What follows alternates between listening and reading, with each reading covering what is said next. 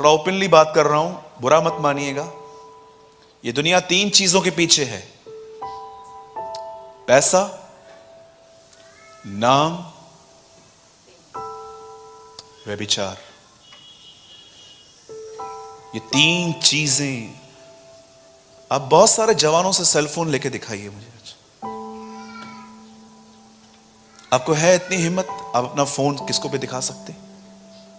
क्यों नहीं दिखा सकते आप? क्योंकि आप जानते हैं कुछ गंदगी है इसमें। आप जानते हो कुछ अफेयर है जो मैंने छुपा के रखा है।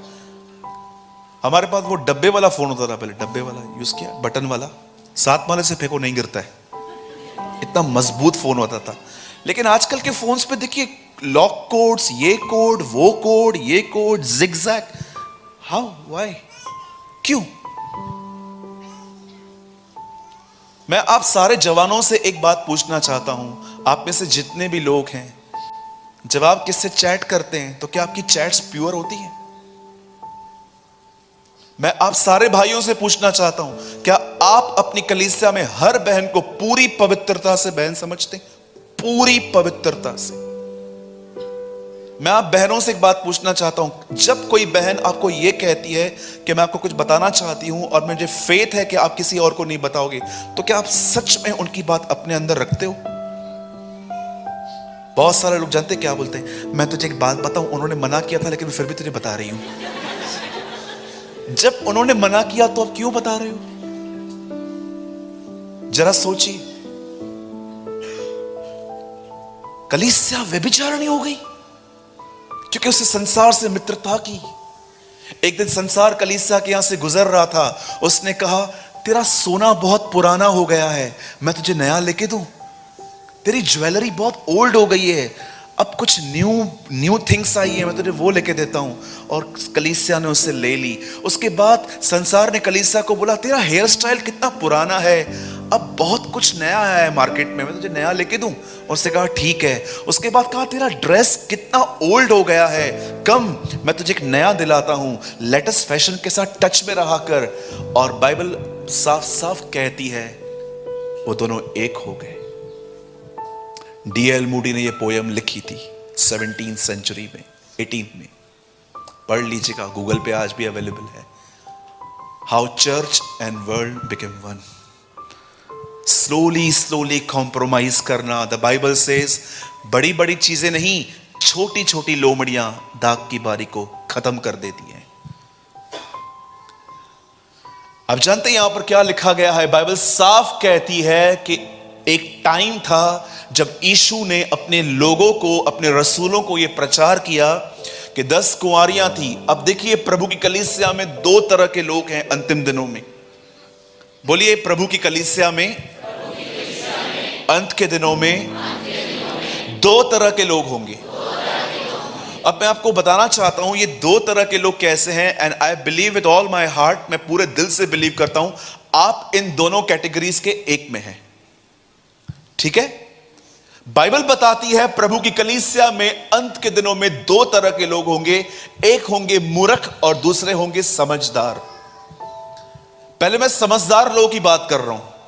जानते हो समझदार किसे कहते हैं? जो बोलने से पहले समझते हैं वो क्या बोलना चाहते हैं। नीति वचन में लिखा गया है समझदार की सबसे अच्छी बात यह होती है वो बोलने से पहले सोचता है कि क्या मैं बोलूं कि नहीं बोलूं। हमारे बॉम्बे में बहुत सारे डिवोर्स जानते हैं क्यों होते हैं? Because of attitude. मेरे को ऐसा बोला, मुझे ऐसा क्यों कहा, मुझे ऐसा क्यों कहा, तूने भी तो कहा, नहीं पहले तूने शुरुआत की। आपको पता है बोलने बोलने पर हमारे घरों में डिवोर्स हो जाते हैं। वहां पर मैं हमेशा कहता हूं हम बोलना तब से स्टार्ट करेंगे जब हम 6 महीने के होंगे, लेकिन हमें क्या बोलना चाहिए यह सीखने में पूरी जिंदगी लग जाएगी। पूरी जिंदगी। मैं आपको सच कहता हूं, मैं बोलने में चूकता हूं। द बाइबल सेज जो वचन में नहीं चूकता वही तो सिद्ध है। कौन से वचन में? यह वचन नहीं, बोलने वाला वचन, क्योंकि वो पूरा अध्याय जुबान पर है। वो कहता है जो कोई बोलने में नहीं चूकता वही तो सिद्ध है। जो जानता है, समटाइम्स आप जानते हो कब बहुत अच्छा बोलते हो? जब आप चुप रहते हो। हर बार रिएक्ट करने की कोई जरूरत नहीं है। कई बार चुपचाप से पीछे बैठ के सब ऑब्जर्व किया जाता है। जॉइस मेयर अपने पति के साथ एक बिजनेस मीटिंग में गई।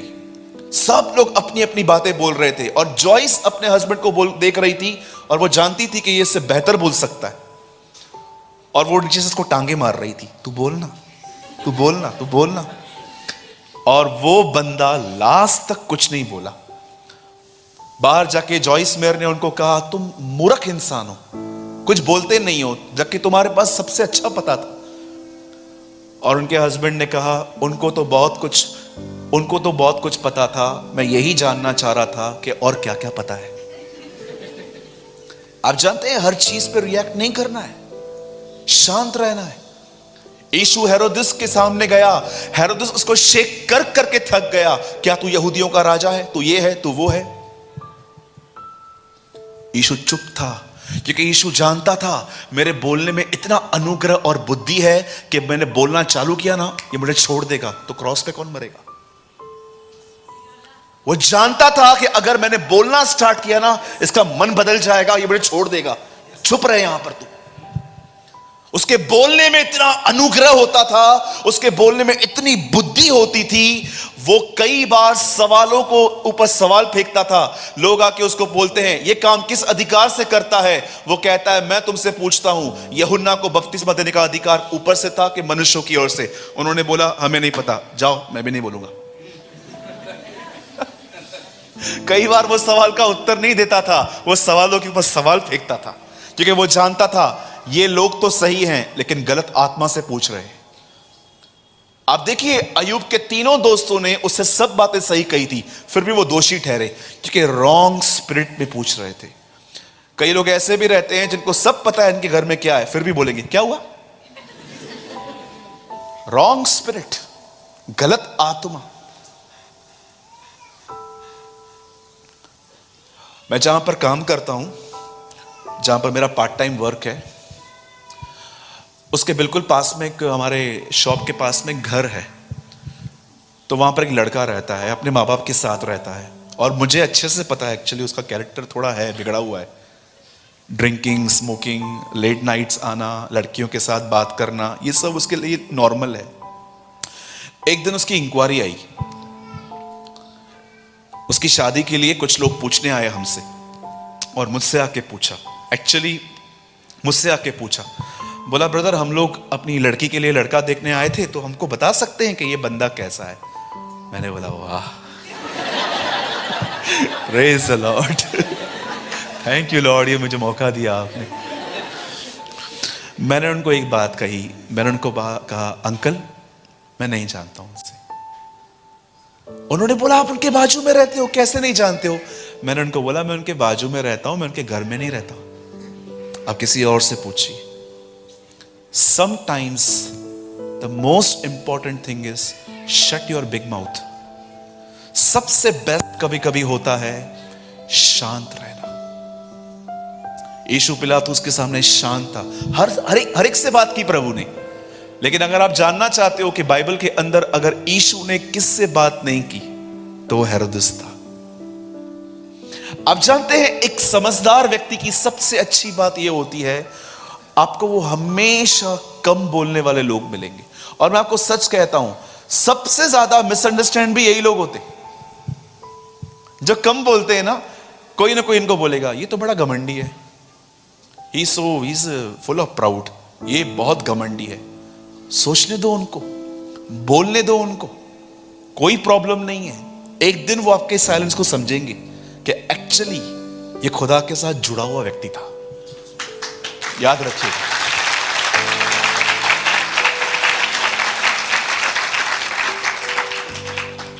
एक प्रभु के साथ चलने वाले व्यक्ति के लाइफ में इतनी मिसअंडरस्टैंडिंग आ सकती है जो आप सोच भी नहीं सकते। लेकिन उस बंदे में सबसे अच्छी बात जानते हैं क्या होती है? वो किसी को एक्सप्लेन करता हुआ नहीं फिरता है। क्या आपने बाइबल में कभी इस तरह पढ़ा कि यीशु मंदिर में गया, उसने व्यापार करने वालों को निकाल के अपने चेलों को कहा, एक्चुअली मुझे गुस्सा नहीं आया था, मुझे परमेश्वर ने कहा, मैंने इसलिए किया। He never explained anything to anyone.